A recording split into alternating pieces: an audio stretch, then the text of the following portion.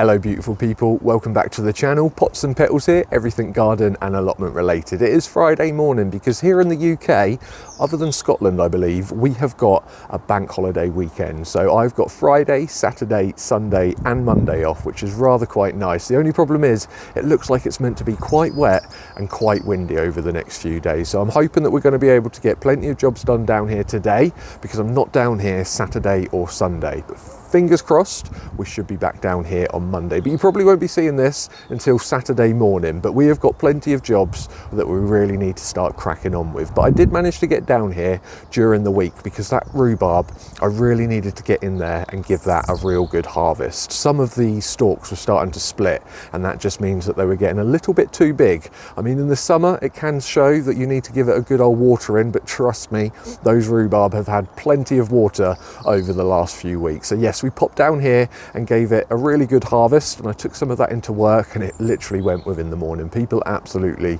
adore the rhubarb, and I have still got a little bit more that I need to harvest down in the corner, so we'll do that a little bit later on. Now, when I first released my channel, I did do a video about how to make rhubarb and ginger jam. So I do want to try and remake that video now that I've got a little bit more practice in and I've got a bit better filming, I think, hopefully. So we're going to film that again, hopefully in the next couple of months. But yeah, we'll go and harvest some of that a little bit later on. But today I need to plant out some of the first early potatoes. It's definitely getting ready to start planting some of those out. So I'll take you through how I do that in some of the potato tubs. I also want to try and sow another couple of rows of carrots because they don't seem to have germinated very well. So we'll get into the carrot bed and we'll probably sow 3 or 4 rows of the carrots today. Having a little look across the plot, we have got weeds starting to sprout up everywhere. So I am going to have to give a few of the beds a real good weed. And then we have got the decorative flower border, which seems to be taken over by all the nigella and all the poached egg plants. Now it will come into flower and look beautiful, but it is starting to smother some of those perennial plants and they really need to get a little bit of light when they first start to take off. So we're going to get in there and give that a bit of a weed over. And then we've got a few little foxgloves and bits and pieces that are in the poly house that we could plant out as well. And then if you remember last weekend, we've got the area behind the shed where we were planting out all sorts of shrubs that we've looked after over the autumn and winter, and I've still got a few more of those to plant out, so we'll probably get those in the ground as well. There seems to be so many signs of spring at the moment. We've got blossoms starting to come from the pear tree and the apple tree, some more tulips, they're starting to bloom as well, which is quite exciting, but some of the ones that flowered quite early have already started to go over, and because of the really strong winds that we seem to have, yeah, it seems to be blowing the petals all over the place. I'm just hoping that the strong winds don't blow off some of that blossom that we've got, because that means that we won't get many fruit when it comes to the apples and the pears. So the main job that I really want to get done today is plant out the first early potatoes. So I think that's where we're going to start first of all. So let's grab a quick cup of coffee and then I'll meet you over by the potato pots.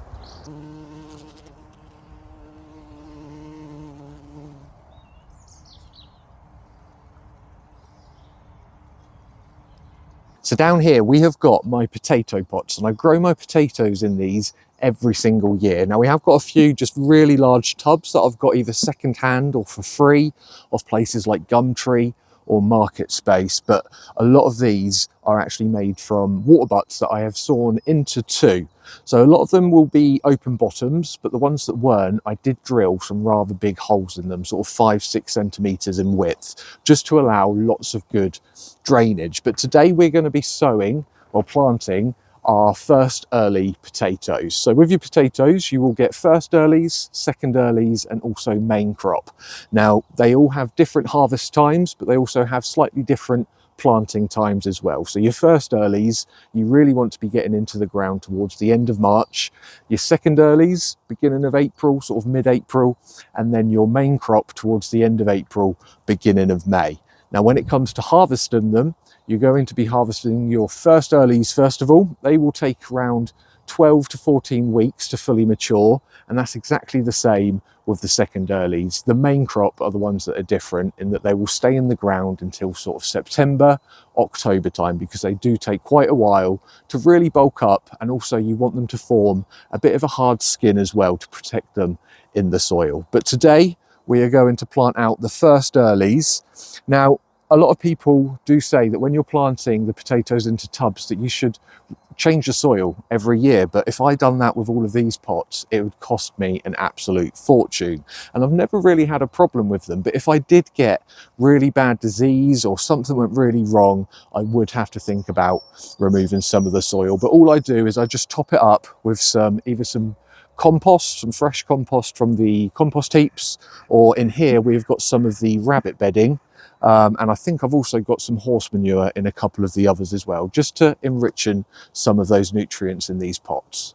The other thing that you must remember when you're planting your potatoes in pots is that you must keep on top of the watering, because potatoes need plenty of water to really swell up. And if you don't, you can get things like scab and other diseases, but just try not to water the foliage too much because it can cause blight. But I'll take you through all of that when the plants start to shoot up and start to appear. But for now, we're just going to start planting out some of these potatoes here. So these are the seed potatoes. They're seed potatoes in that they're just bred for planting out. So you wouldn't really want to eat these fresh.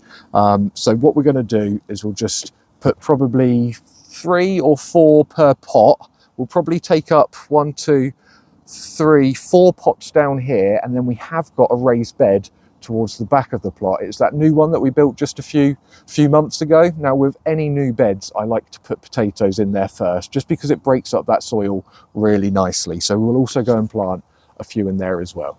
So you might remember a little while back in these 6 pots down here, we put a lot of the rabbit bedding. Now the rabbit bedding is full of the rabbit wee, rabbit poo, which is actually really good for the soil, and it's going to have lots of nutrients in there, especially nitrogen. So I've got 4 different varieties of potatoes this year, so I want to make sure at least one of those varieties go in each of these pots. So that does give me a couple spares. So I think we're going to use this little row down here to plant some of these first earlies in. So the first earlies that I've got are International Kidney. Now they're also known as Jersey Royal, but we can't call them that because they have to be grown on the Isle of Jersey to be able to be called a Jersey Royal. But they're beautiful, waxy salad potatoes. Now I've been chitting my potatoes. Some people decide not to, but all that means is just leaving them out in a little bit of sun, just so that where the eyes are in the potato, they start to form some little buds, which almost looks like some leaves are going to start to form. But that is where the potato plants will start to grow. So we're probably going to put 3, 4, maybe 5 seed potatoes per each of these pots, just depending on how big the seed potato is. Now, the other thing when it comes to potatoes that people do differently is some people like to earth them up. So they'll plant them quite shallow, sort of maybe 6, 8, 10 inches deep. And then what they'll do is, as the leaves start to appear, they'll put compost over the top of them, which you need to do anyway, especially in the first few months, because here in the UK, we do get frost up until May, and your potatoes are quite susceptible to getting frost damage. So as soon as you see any foliage starting to appear, you really want to be piling on the compost. But then some other people like to plant them really deep in the first place, so that by the time that the foliage is starting to poke up above the soil level, the frost is probably already passed. But we'll probably put these halfway deep. So what's that? Probably 8 inches, 9 inches, and then we'll see how we go with the foliage. But yeah, do keep on top of putting the compost on top of your plants. And not only is it going to help the foliage from the frost, but you do not want the potatoes to be getting any sunlight, because as soon as one of these potatoes start to turn green, they become poisonous, and you don't want to be eating a poisonous potato.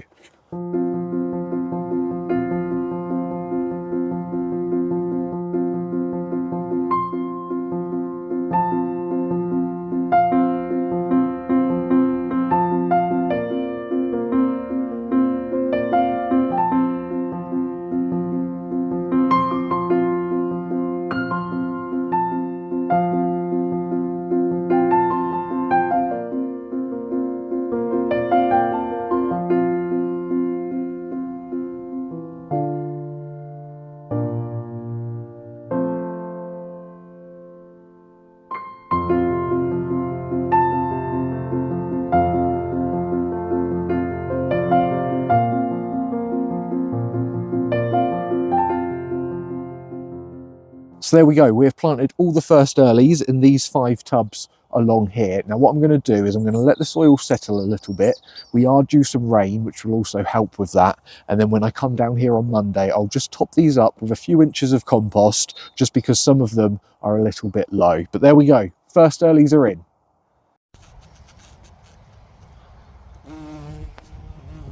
So down here we have got some of the daffodils, and these were really early flowering ones, and already they've started to go over. So what I'm going to do is, I've already done it with a few of them, as you can see here, is I just want to nip these heads off, because what the daffodils will be doing is they'll be trying to produce some seeds, and you want the energy to be going back down into the bulb itself rather than trying to produce seeds, because that's not how you want your daffodils to start bulking up. So yes, just go through and take the little heads off each of the daffodils, but don't do anything with the foliage, because you want that to die back naturally. We've got the tulips, and again, they're producing these little seed heads that we want to get rid of. So we're just going to pluck these off. And the same with any of your spring bulbs. You really want to leave the foliage on there, because the leaves are still going to photosynthesize, and that means that it's going to be putting lots of energy back into that bulb, so you get lots of beautiful blooms year after year. So if you remember, a few weeks ago, we did give this a real good weed out. We did have a pear tree in here, but now I've got a hydrangea. But I do really need to try and get some of this nigella and some of these poached egg plants out, because there is a little bit too much in here, and it's drowning out a lot of the other perennial plants. So we're going to get in here and give just this section a little bit of a weed over.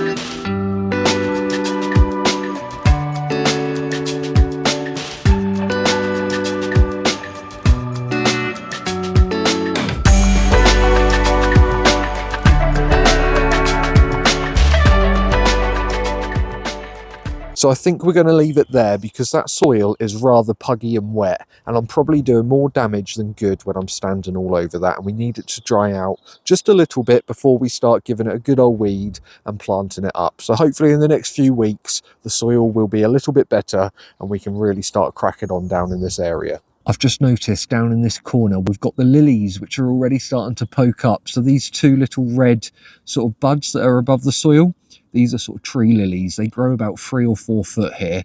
They've never done a huge amount, because it's always been overcrowded by some of the plants. But fingers crossed this year we should get some nice blooms. Just come to have a little look at the red currants, and as you can see, we've already got the blooms, and as these start to get pollinated, you'll notice that behind the flowers you'll see the berries starting to form, and these will get bigger and bigger and really start to swell. But these are only just started to get going, so fingers crossed it's going to be a good year for the red currants. I have got the Old Woollerton Hall Rose. It's a David Austin rose. It's a climber.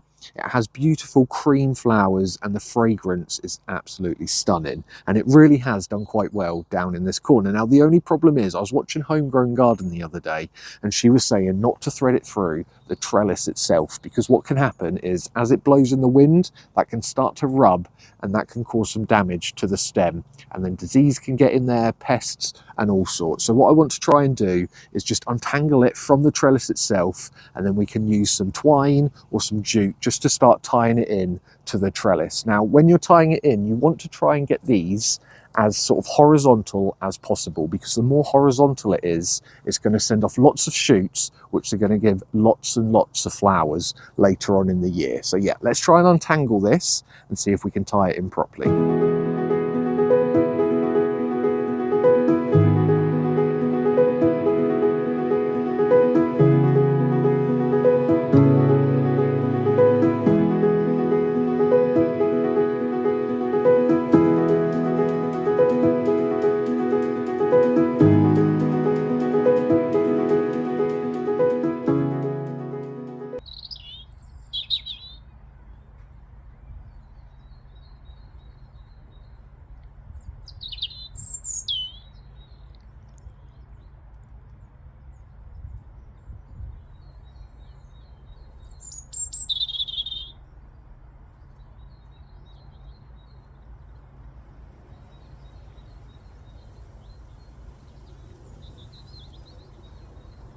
If you remember, last weekend we planted quite a few of these plants. We've got buddleia, we've got the climbing rose, the bamboo were already in there, dogwood, and also the corkscrew hazel over in the corner. But we've still got a few more plants that we do need to try and get into the ground. So that's what we're going to do now. So I'll take you through each of them one by one. But the plan is just to create a little bit of a screen and privacy here, because this is going to be a little seating area with this all planted out. But that is my neighbours, so I do just want to create a little bit of privacy with some tall plants there. And that is why I've got the bamboo, I've got the climbing rose, and also a buddleia. So that will create quite a bit of height and hopefully some privacy. So let's get the rest of these plants in, and then we can start thinking about what else we can plant in there over spring and summer.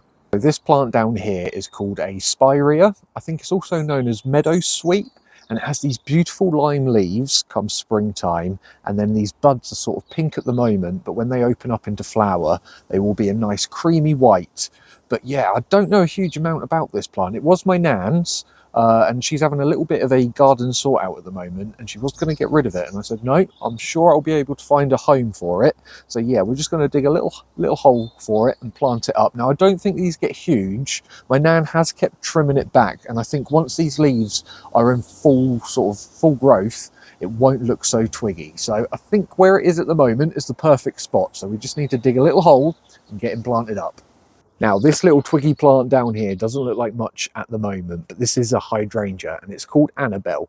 So most hydrangeas will come with these big mop heads of lots of little flowers, but with the Annabelle, they seem to be a little bit smaller, but you get a lot more, and they're these beautiful creamy white colours. Now, they do like a lot of sun, but as by the name, hydrangea, they do like quite a little bit of water as well. So I'm going to stick it down in this corner over here. Now we have got the dogwood, that's going to get quite big, and we've also got some bamboo at the back here. I know you guys are a little bit worried about that, encroaching on the neighbours and going a little bit wild, but don't worry, if it does get too much, I will just dig the bamboo up. But this guy, we're just going to stick it down here, and hopefully it will do quite well, because I absolutely love a hydrangea. So this here is called a Bodendecker rose, and it's a ground cover rose, so it won't grow too tall and it shouldn't climb. It should just go along the ground and just cover up some of this soil a little bit. But over the winter time, it does look like some of these branches have started to die. So you'll be able to tell, because all the green stems will be nice and healthy, but you might find that you've got a few sort of brown stems on there, and just cut them back because nothing is going to grow from there. So I'm just going to give this a little bit of a chop, and then we're just going to plant it somewhere down here so that it can cover some of the ground and stop some of those weeds.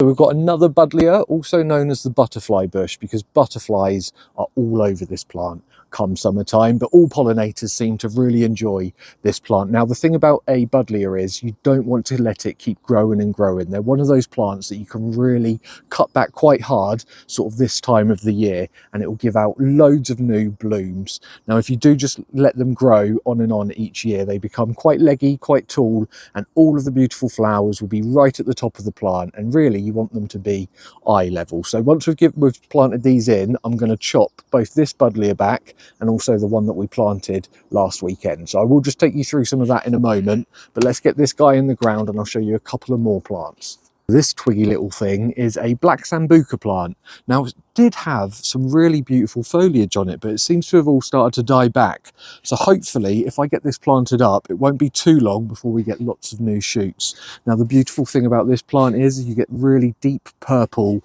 foliage, and then later on in the year, you get some really dainty little white flowers, and with that purple foliage, they really do pop. Now, these can get huge, so I will keep chopping this back year on year, but we're going to pop this towards the back again just to try and create a little bit more privacy. But these sort of go for sometimes 50 quid, quite a mature plant, but I got this for I think £5.99 back in the autumn time. So it's always worth going round the garden centres autumn winter to pick up loads of plants, and you just need to try and take care of them over the winter, and then come springtime you can plant them out and you'll never know that they were a discounted plant. So let's get this little guy in the ground as well. So I've still got loads of plants in Hospital Corner. I've got loads of grasses, achillea, I've got a cherry tree, but here I've got a miniature apple and I've also got a miniature pear as well. Now I don't think I'm going to be able to get both in here, but I do think that the apple will create a little bit of height just in the middle of the border, as well as give us some crunchy apples, hopefully anyway. Now I don't know what the actual type of apple this is, it doesn't tell me, it's just a apple tree. So we will see how we get on and whether it is a miniature. Now, dependent on the rootstock, that will depend on how big your tree gets. So let's just have our fingers crossed that it has got a miniature rootstock. Otherwise, these guys can get quite big and I might need to move it. But we'll get him planted up and hopefully he won't get too big for this space.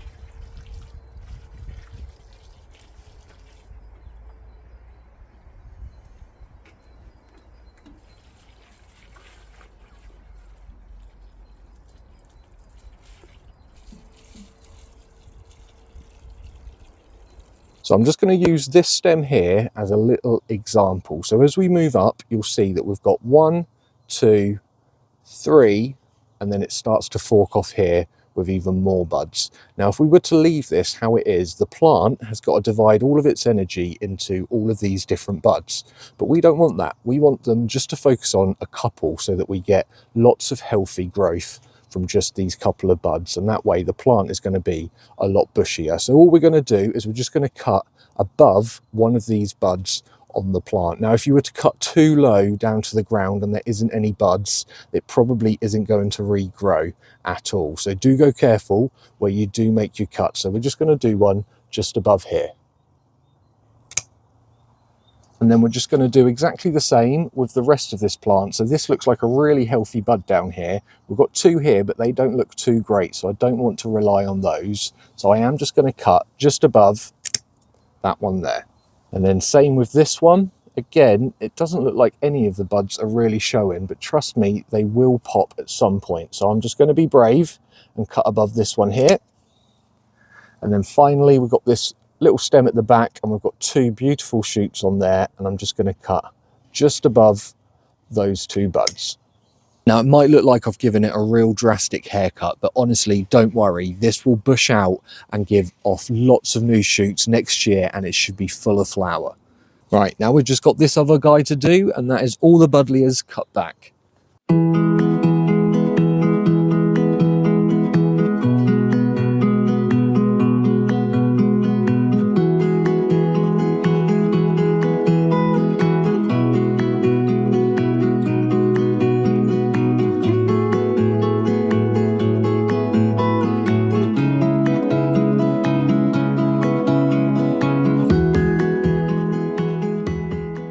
I really can't get over how beautiful these tulips are. It's the first year I've planted them in this little box bed. Now I've got so many varieties, you'll have to go back to a few videos to see what these are, but they're all stunning. I can't pick a favourite, and the bees are absolutely loving them as well. Just watching these bright colours bobbing around in the wind, absolutely beautiful. And then same with this little planter over here. I just love the clashing colours with those really crimson reds and then the deep purples at the back there. Absolutely stunning. You don't get another plant that gives you so much colour at this time of year. And then down in this box is quite exciting as well. So these are the alliums. They won't start to flower until sort of May, June time, but we'll have whites, purples and blues in here. So this here is my carrot bed. Now it's made out of the polycarbonate, and the great thing about it is that it does warm up the soil a lot earlier than some of the beds, which is why I do like to sow my carrots in here so I can get them going quite early. Now I do have another bed just there, and we did try them a few weeks ago, but they don't seem to be germinating. So that's why I'm going to try them in this bed, just in case they are just quite late over there and they all come up in the next couple of weeks. So we'll give it a go in this bed. I'm just going to do 4 rows in here, so I'll mark them out with a bamboo cane, and then what we'll do is we'll water them in, just so that when we start to sprinkle those seeds in, they've got a lovely little wet bed to get their little roots into when they do germinate. Now I've got so many different varieties of carrots, so what I'll do is I'll just pop to the shed and see what carrots we're going to sow in here.